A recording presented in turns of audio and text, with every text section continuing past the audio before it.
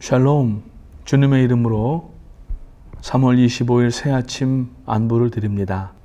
신령과 진정으로 마음을 단정히 하시고 다 같이 찬송가 176장, 통합찬송가 163장, 주 어느 때 다시 오실는지 찬양하시면서 새벽 예배 시작하도록 하겠습니다.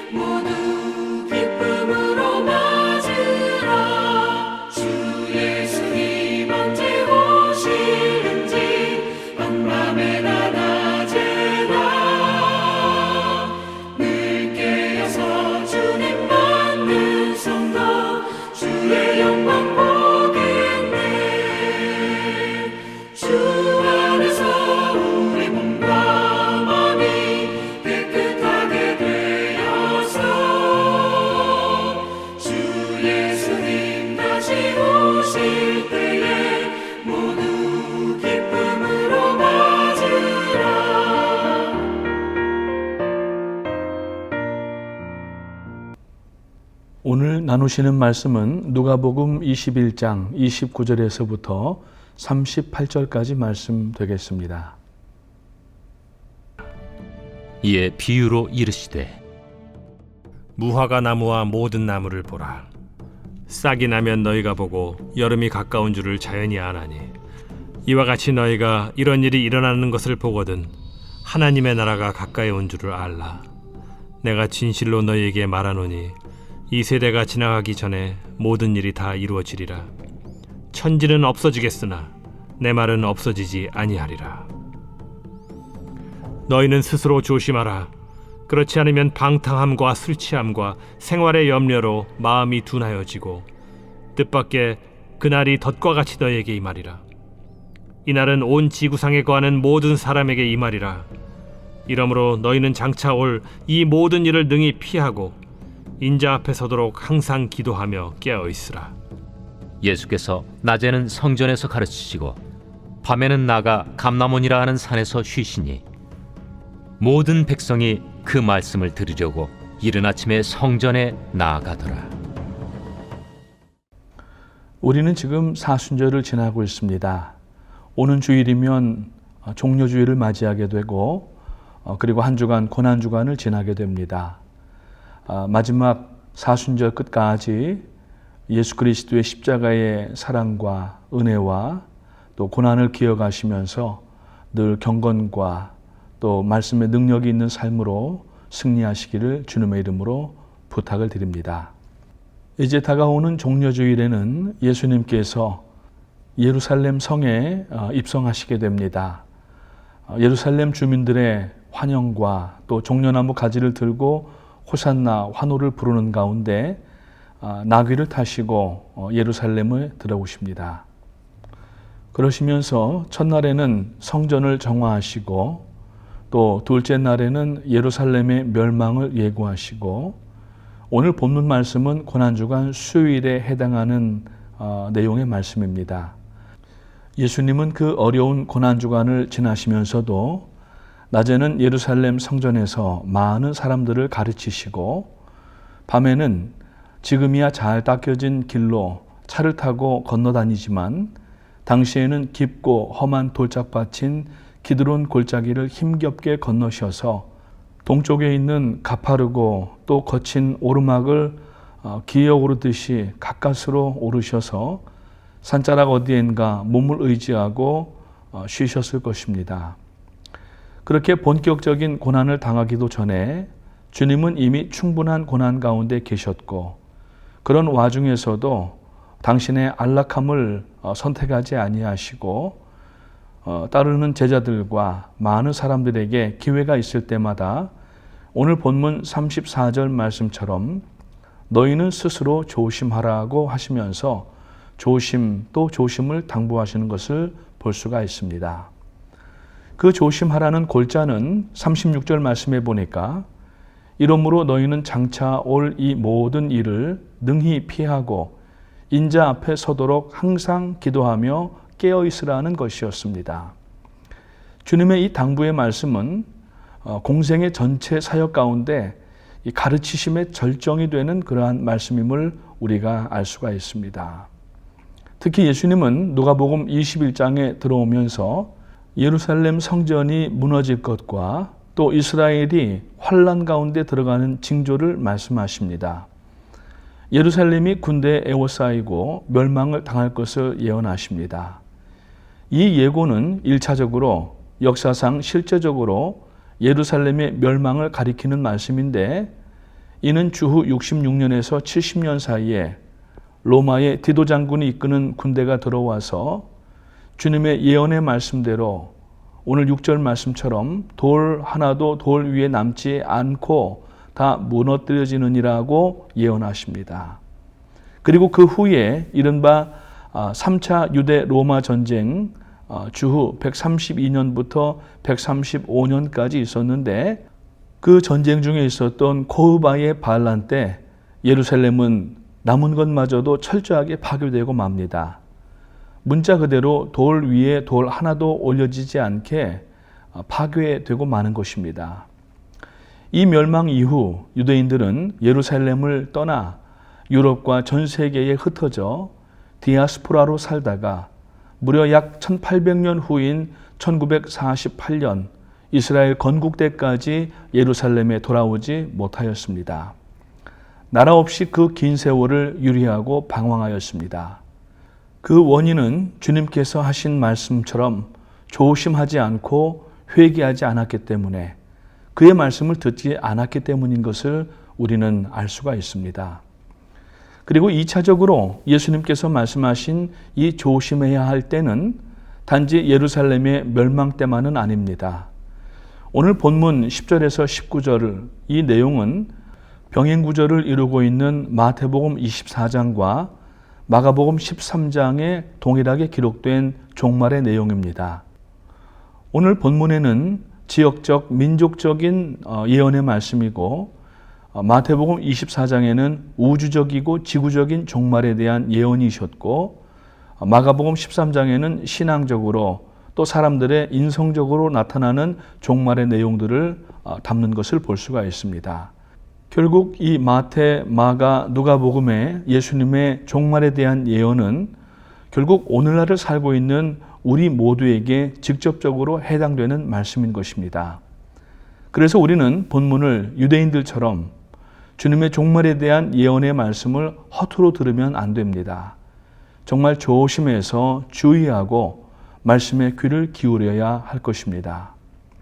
지구적, 우주적 종말에 대한 주님의 직접적인 예언이 앞에 말씀드린 것처럼 마태복음 24장에 나타나고 있는데 40절부터 41절까지 말씀해 보면은 그때에 두 사람이 밭에 있음에 한 사람은 데려가고 한 사람은 버려둠을 당할 것이요 두 여자가 맷돌질을 하고 있음에 한 사람은 데려가고 한 사람은 버려둠을 당할 것이니라고 말씀합니다.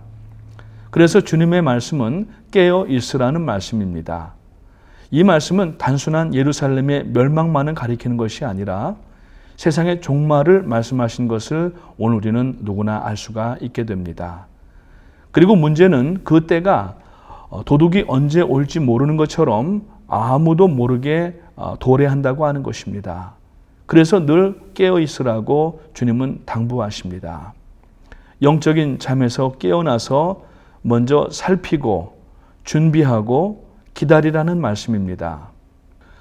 독일의 신학자 칼 바르트는 이 본문 말씀을 주의하면서 이렇게 말했습니다. 그리스도인은 한 손에는 성경을 한 손에는 신문을 들고 살아야 한다고 했습니다. 즉 세상 정세를 보아야 된다는 것입니다.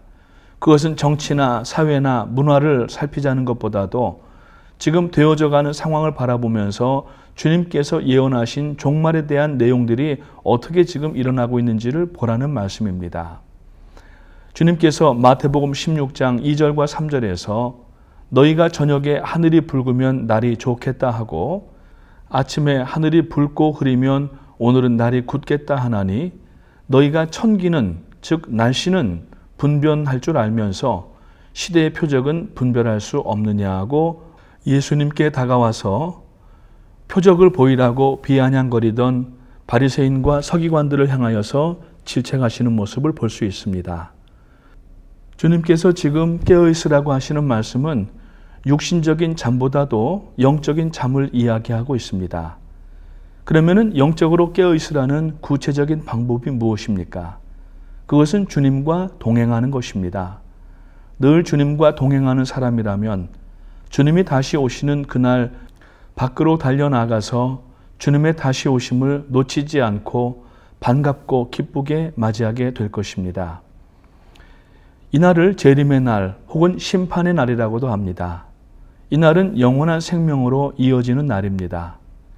그때 영벌로 이어질지 영생으로 이어질지 결정되는 날입니다.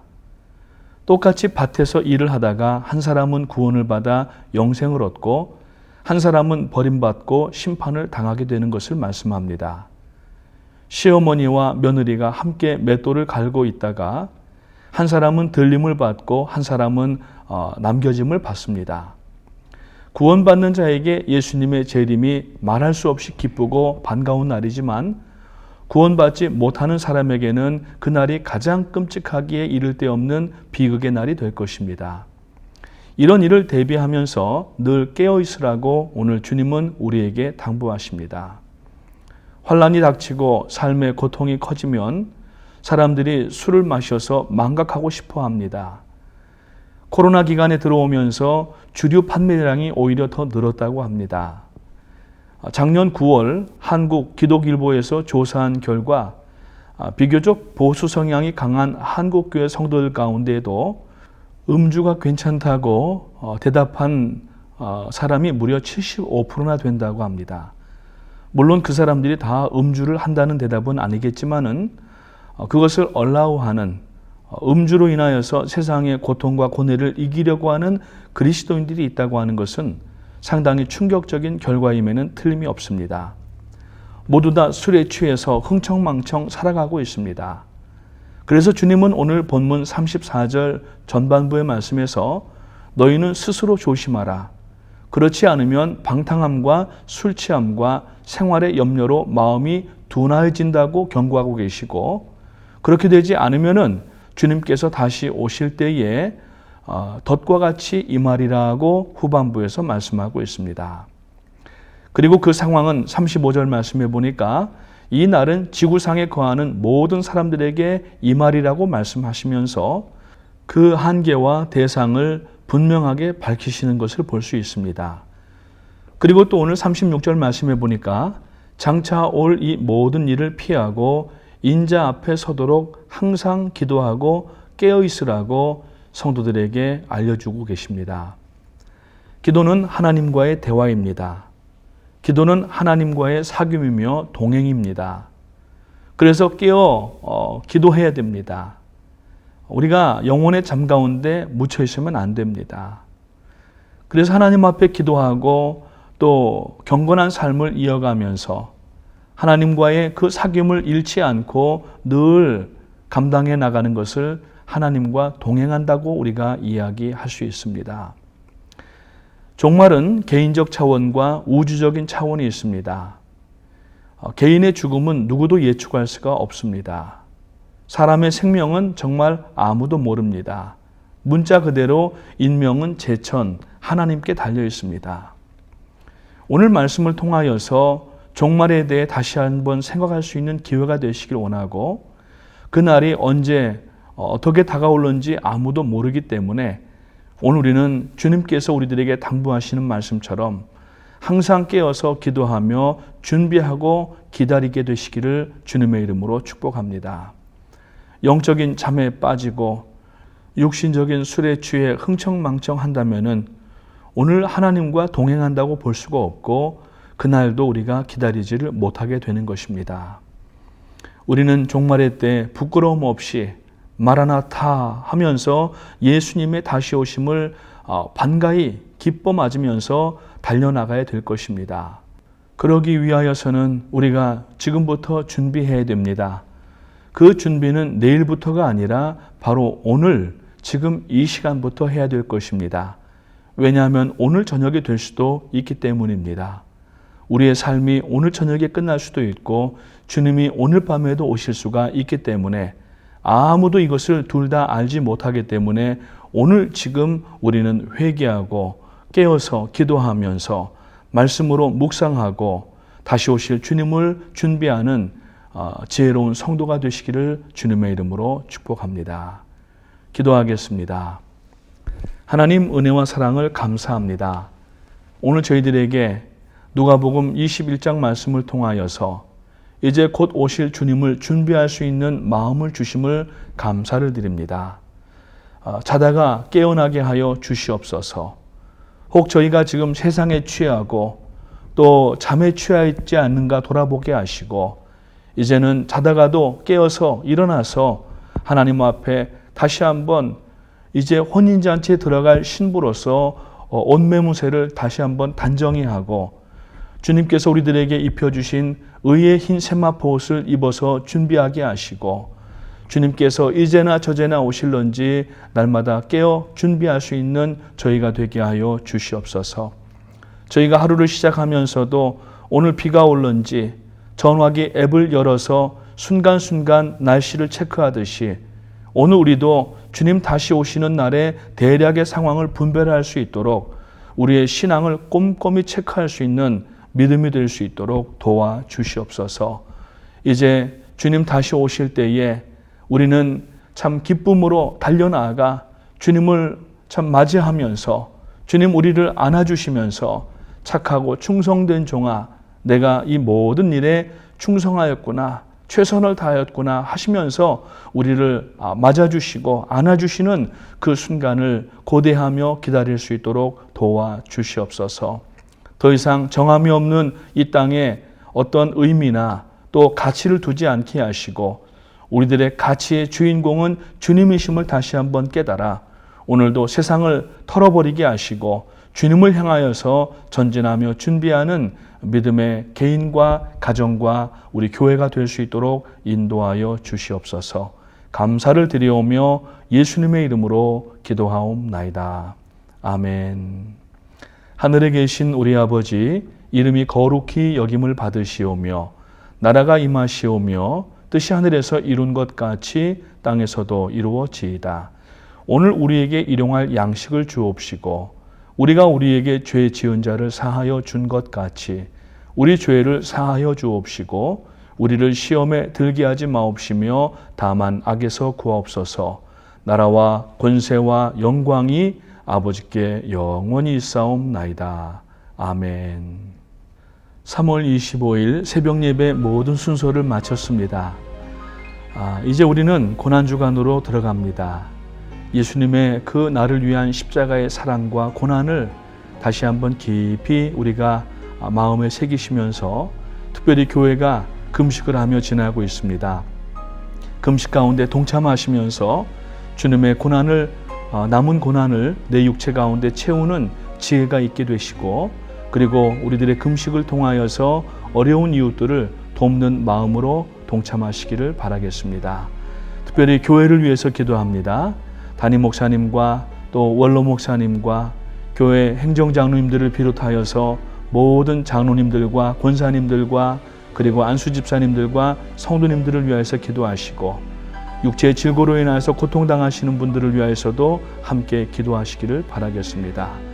그리고 4월 8일 9일에 있을 414 온라인 컨퍼런스를 위해서도 기도해 주시기 바랍니다.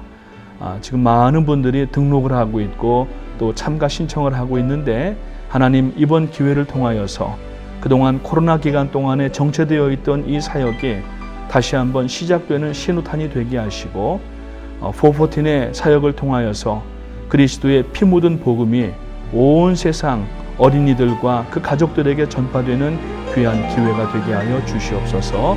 우리 주여 세 번 힘차게 부르짖고 기도하겠습니다. 주여, 주여.